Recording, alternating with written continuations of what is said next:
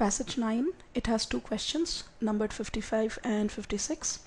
Now this this passage talks about a person who is a diasporic Sri Lankan and how he has found some motivation to work for the educational activism in the war affected areas of Sri Lanka. Now he starts with a quotation and it has a word called apocalyptic. Now apocalypse basically means the complete destruction of the world. In Hindi we call it pralay. So apocalyptic future means a future which has the potential to be completely destroyed. Now he starts with that quotation and then goes on to analyze how that quotation is applicable to the minorities in Sri Lanka who have been affected or devastated by the civil war and how they're still struggling despite the civil war ending 4 years ago. And the last paragraph is a personal narration, so it's written in the first person narrative. Now question number 55 asks, the author believes that owing to the civil war, Sri Lankans live a life which is characterized by uncertainty in certain spheres. Now it's a twisted option because the paragraph does talk about certain people in Sri Lanka, particularly the minority communities who have been affected by the civil war, who are living a life of uncertainty and maybe life of poverty, and they're struggling. For example, the one thing, try to understand living in a state of uncertainty due to poverty but to compound economic hardship. These are all mentioned in the last part of the first paragraph.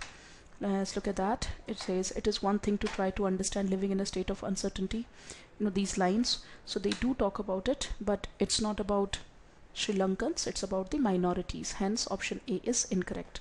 Certain sections of the Sri Lankan society strive hard to obtain gainful employment. Now this one is mentioned here. Confront an existence fraught with uncertainties, including whether their disappeared loved ones are still alive, where home will be, and how to eke out a living. Eke out means to prolong or to find out or to stretch a living amidst devastation. So this talks about the war affected section of the Sri Lankan society, particularly the minorities.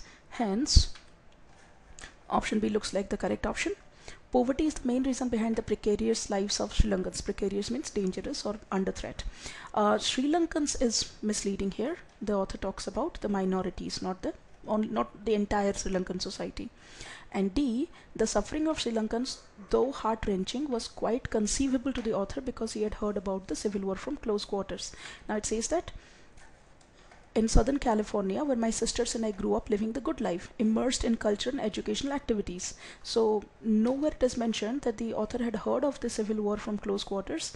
In fact, the passage makes us believe that the author might never have experienced or understood the impact of the civil war.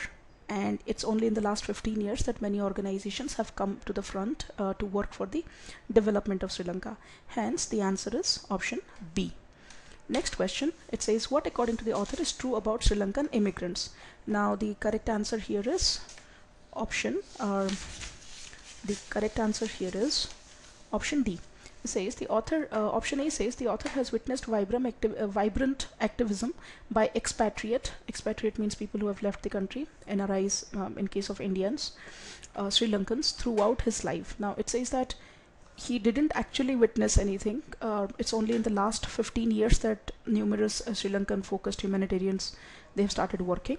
So he says that activism among diaspora Tamils was relatively sparse during my childhood. Sparse means less in number. So option A can be negated. Emigration from Sri Lanka started only after the civil war. Nothing has been mentioned in the passage about it. The author says that his parents had emigrated much before the civil war. So this option is not correct. Sri Lankan immigrants to the US lacked basic human rights. Now this is again a very broad option which is not mentioned in the passage. In fact, the author's life contradicts it, and he lived the good life, it is said. Now in the last decade and a half, Sri Lankan emigres have started humanitarian organizations. Now this one can be supported by the passage. The last line of the passage does support it. Hence the answer to question number 56 is D.